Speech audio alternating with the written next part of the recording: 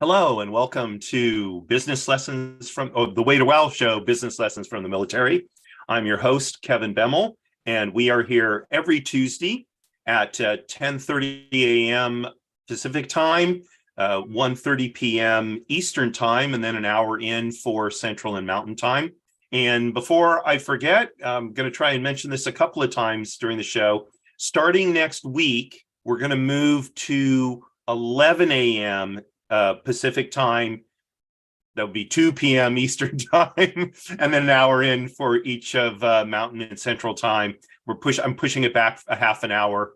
I think it'll, perhaps make it a more convenient time for you to join me. So we are here each week to talk about various military doctrine, history, great leaders, and how we can use these different sources of information to improve our business life, to make our businesses run better, to be better leaders, and in general advance our professional lives. And so we're here for about a half an hour on Tuesday morning / afternoon, depending on where you are in the country, and that is our purpose. So I'm going to go ahead and share my screen if I can find the right button. Oops. 1 second.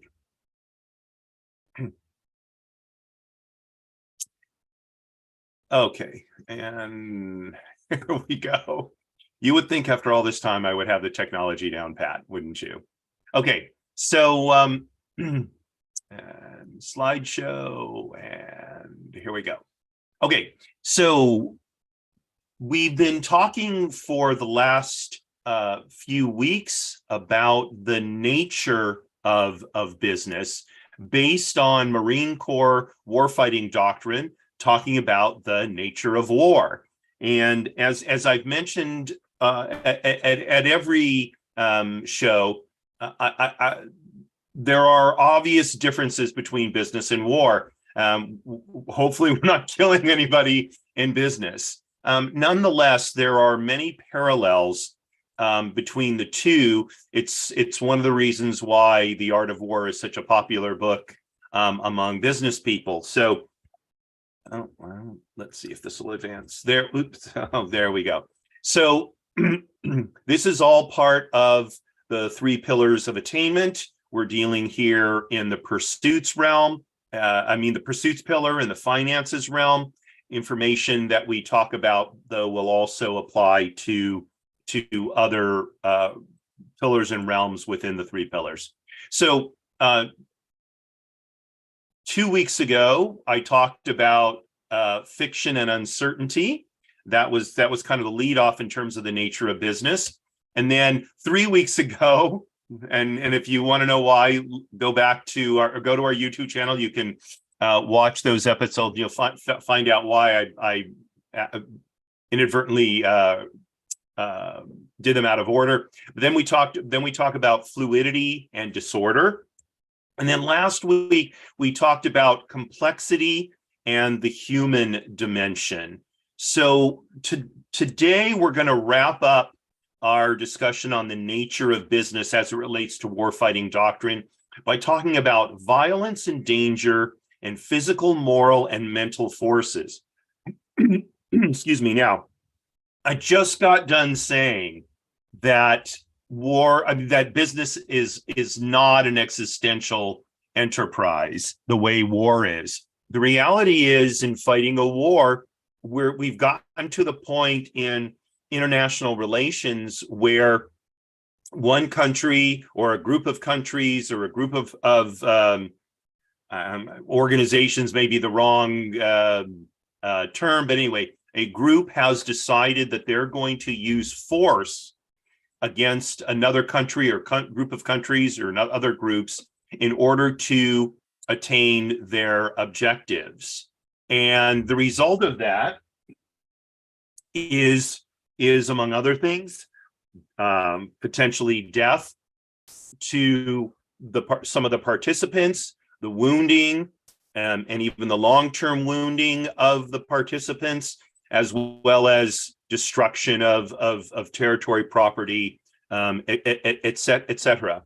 And the violence doesn't necessarily only extend to military personnel and or military facilities. Oftentimes, especially the way war was fought, starting in, well, I'm for sure starting in the early 20th century and perhaps even before that.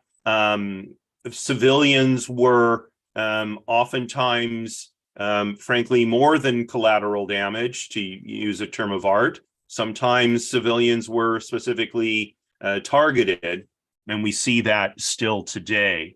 And so business is not like that. You know, we may target the competition, but we're not there to kill, maim, or destroy them, or hopefully not. But what I want to talk about in terms of how this relates to business is how violence and danger impacts people, because that, I think, does have a connection to the nature of business.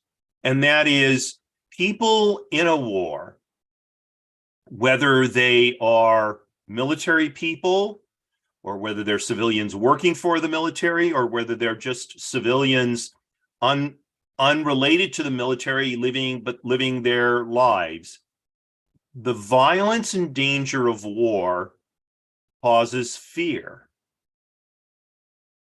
And in order for the war or the battles to be successfully pursued, that fear has to be overcome.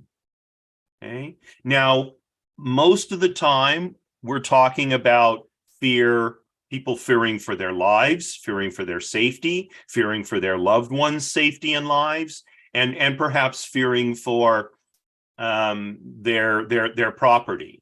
Okay, those are the fears of warfare. Now, even in business, people have fear. It may not be as deep as an existential fear, but it's still present.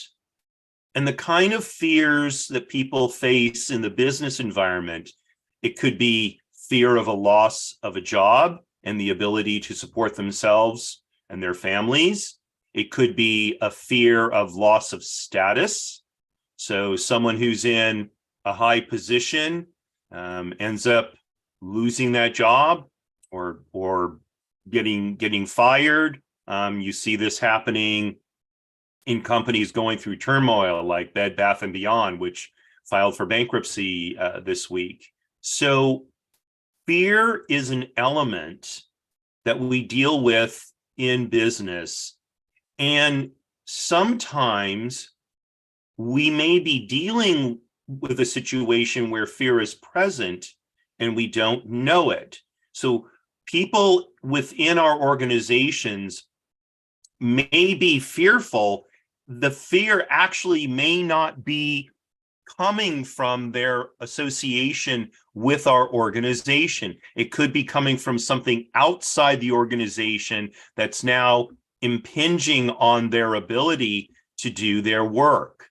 So let's say that someone's spouse is very sick and the person is afraid that they're going to lose their spouse. Okay, that is very likely to change their performance at work. Okay, and so that's an outside influence. An inside influence, I imagine many of the people working for Bed Bath & Beyond have been working under the burden of fear for quite some time. The company has been in a lot of turmoil. It's had big ups and downs as it sought financing to help it survive. It was a meme stock for a while, so its stock seemed to be going up. And I can imagine people were thinking, oh, we're saved. And then, bang, the floor fell through again. I believe yesterday the stock was trading at 29 cents a share, right? So that kind of turmoil within an organization causes people a lot of fear. And then just difficult economic times can cause fear in people, especially if they don't know what's going on in the business. So they may be afraid they're going to lose their jobs, they're going to get laid off or whatever. Even if the company itself seems to be relatively sound. Look at the Disney company. I mean, it's the largest entertainment company in the world. It still makes billions of dollars every year, and yet they just announced a second round of layoffs, I believe, yesterday or today. So people within Disney could very well be afraid. That fear, excuse me, makes maximum productivity, focused work to achieving the objectives of the organization much, much harder to achieve. And so the response to, well, the violence and danger of war, which creates fear, and the various situations that cause fear in business, is to create an atmosphere of courage. Now, primarily this comes through leadership. So if the leaders, if the senior executives of a company are confident, and despite their fear, they're able to go on with their work and work effectively, work efficiently, that will rub off on other people in the organization. And there's several ways that this kind of courage can be conveyed to other people. So let's take an example where a company has done something. Let me think about this. Okay. So if you recall, this is quite a number of years ago. J&J, which makes Tylenol, they had a big problem with people getting Tylenol that had been poisoned. Oh my gosh, right? I've got a headache. I'm going to take Tylenol, and oh my gosh, it makes me sick or kills me, right? No one expects that. It was a huge nightmare for J&J. Tylenol is a very trusted product, and now all of a sudden, people would not buy it at any price. All right, they probably couldn't have given it away. So the leaders of J&J, I'm sure, were experiencing some fear, and the rank and file people in the company probably were as well.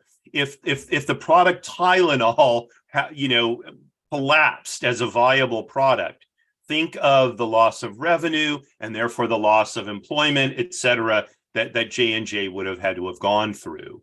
Okay, so in this case, it took moral courage to come out and say, we don't know why this is happening. We're going to investigate it, but in the meantime, we are pulling all of the Tylenol off the shelves until we figure out what's going on. Now, you might say, oh my gosh, it sounds like a retreat. If I were working for J&J, I'd be even more afraid.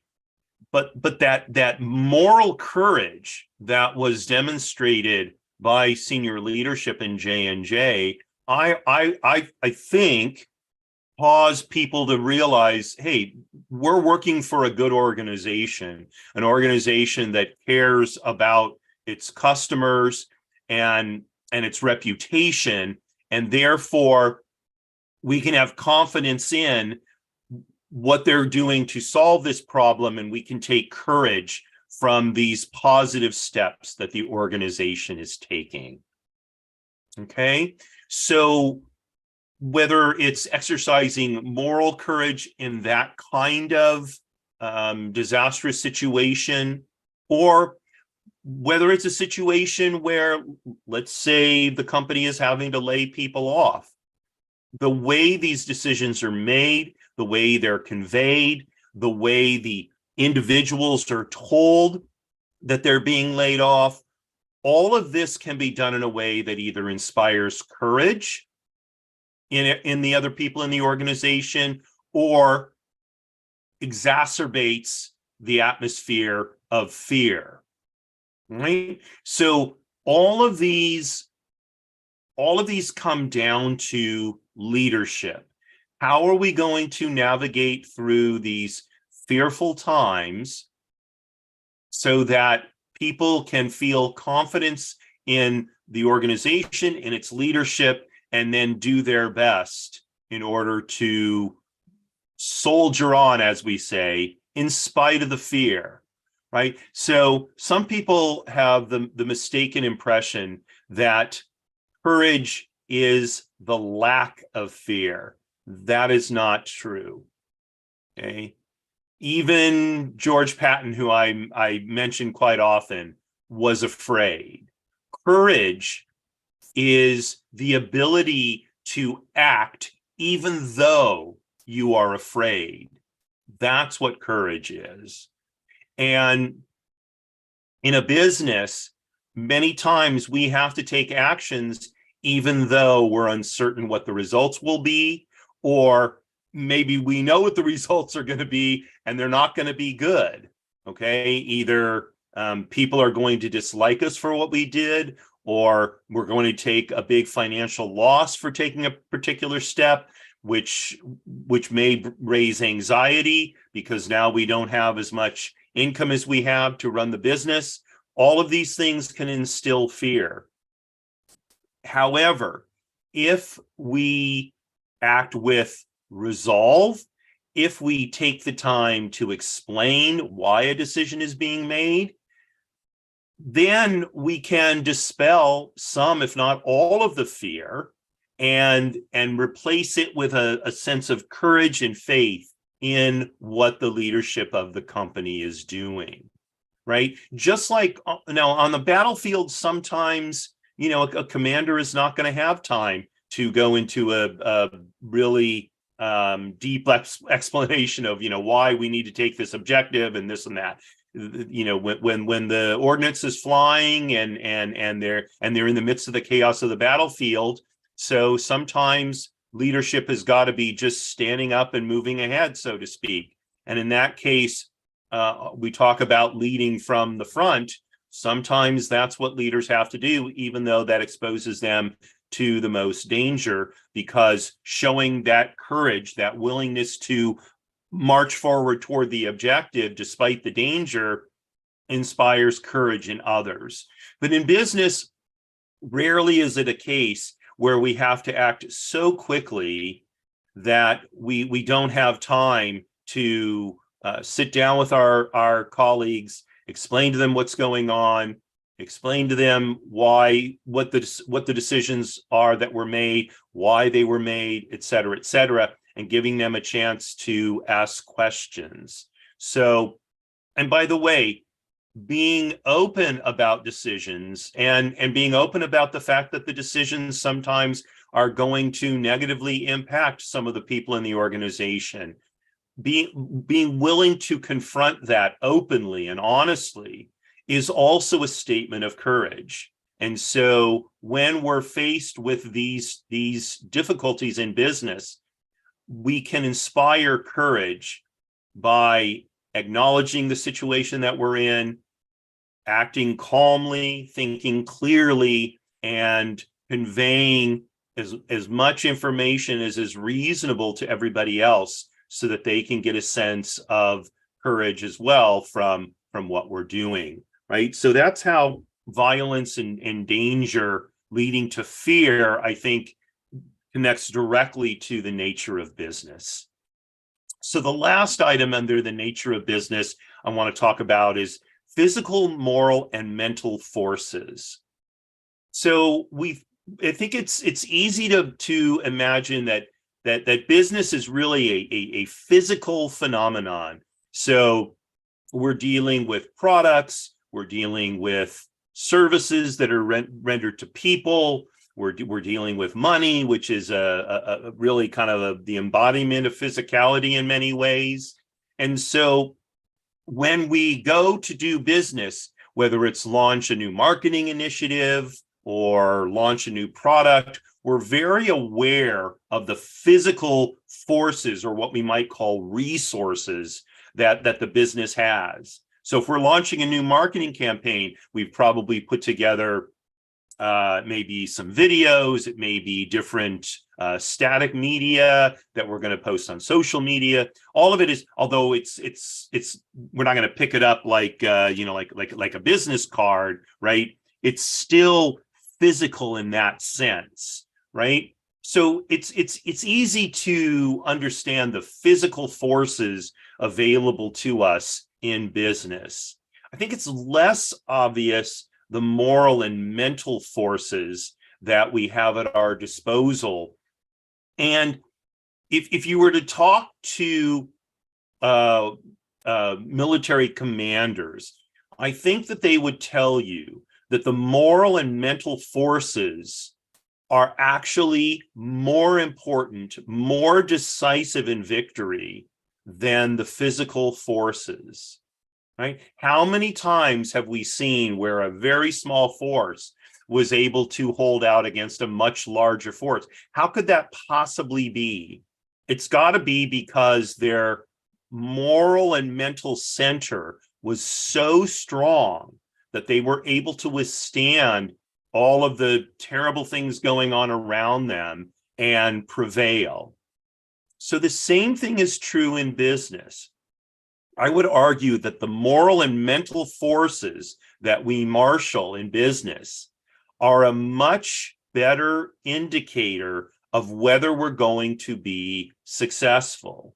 So look at a recent example, the launch of the heavy rocket by SpaceX, right? It got 25 miles off the launch platform and blew up.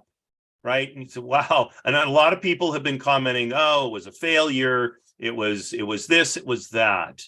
And certainly on the face of it, you could say, well, yeah, the rocket didn't get to, outer space or whatever. But the reality is that while the physical rocket maybe didn't do as much as the SpaceX people hoped, there were moral and mental forces at work in that test that were absolutely vindicated by what happened. So the mere fact that this rocket, I guess it's roughly 500 feet tall, taller than a 40-story building, got off the ground and flew for any length of time at all. It's the largest man-made object ever to fly. That is a moral and mental victory that I don't think we should underestimate. As well, when you think about it, the need to do multiple launches and make mistakes and continue on in the end is what's going to make this rocket successful, assuming that it is. For those of you who were not around in the early days of the space race in the 1960s, primarily, there were lots of rockets that blew up on the launching pad shortly after being launched, and there were some horrible tragedies as well, including one where astronauts were killed in a rocket blowing up. There was the shuttle disaster, which wasn't the early days, but it was early on in this sort of reusable vehicle idea for space. And one can imagine if you're an astronaut, right, and you just saw the previous mission blow up on the launch pad and your colleagues killed. I mean, the physical forces are relatively easy to recover. In the end, it's really just a matter of time and money and material, and you can rebuild the launch pad, you can rebuild the rocket, You can find more astronauts. The moral and mental forces, that's different, right? If you're an astronaut going up on that next mission and you're thinking about what had happened before, how much more difficult is that? You've really got to muster those moral and mental forces to see to it that this next mission is successful. And the same is true in any kind of business. The nature of business is you're going to have failures, there's going to be setbacks, and the people who prevail are the ones who not only can pull together the physical resources to keep going. Of course, that's important, but it's also the moral and mental fortitude that despite the setbacks, despite the failures, right, they keep going. I should say the moral fortitude to keep going, and the mental fortitude, the mental agility to learn from the mistakes that were made that caused the failure and reorient the enterprise in a way that makes success more likely, right? And so I think just like in war fighting, the moral and mental forces that we pull together for our businesses are more important than the physical forces that we pull together. Now, one can say, well, but I mean, I've got the mindset to succeed. I just can't find the money to do that. Well, so here's the thing. If you truly have a mindset to succeed and money is what you lack, then you will succeed. Because if you talk to enough people, if you refine your ideas well enough, you will eventually pull together the physical forces that you need. For most people who lack money and the other physical resources to succeed, the reason they fail is they give up morally and mentally before they're able to pull the resources together, either because they just give up, they get exhausted by it, or they're unable to find the path through changing what they're doing in order to find the path to success. So I can tell you, when I started my real estate company back in 1986, what I thought it was going to be when it started out and what it turned out to be when I became successful were very different. Okay. And I'm not going to sit here and tell you, oh, I knew all about this sort of nature of business stuff when I didn't. I knew nothing about any of this stuff. I mean, my dad was not a businessman. My mother was not in business. I figured it out, along the way. And the reality was I had to, I tried this and it didn't work. And I tried this and it worked a little bit. And I tried this other thing and it started working better. And it was a matter of figuring it out. And, I was fortunate enough to be able to maintain enough physical forces so that I had the time to make the mental shifts in order to become successful. And I had the sort of moral fortitude to just keep going. And for many people, and perhaps all people who are successful in business, that is really the path to success. And we talk about, overnight successes. Rarely is that the case. Very rarely is that the case. Most people were years, if not longer, becoming successful in their businesses. And they were successful because they marshaled all three of these kind of forces: physical, moral, and mental. Well, so that's it in terms of our slides. So I'll just put this up here, and so if you have questions, if you need help with anything with respect to your businesses or your careers, or you have an idea of something you'd like to see discussed, by all means, feel free to contact me. My email address is there, thewaytowowshow@bemmel.com. You can also contact us through Facebook, Twitter, and LinkedIn. Show pages. Actually, there's that's my LinkedIn profile, but there is a LinkedIn page for the Way to Wow show as well. So you can contact me through that, and would love to address anything specific that you have on your mind. And then here's all the, legal stuff and my, Way to Wow logo.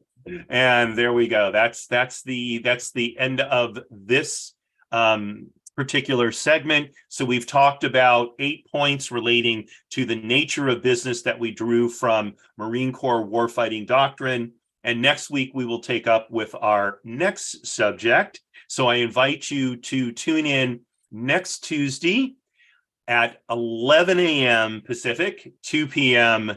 Eastern, and an hour in for Central and Mountain Time. We're here every week. Tomorrow, I want to let you know I have a guest on the Way to Wow People Making Money. Scott Allender is going to be on to talk about his book, The Enneagram of Emotional Intelligence.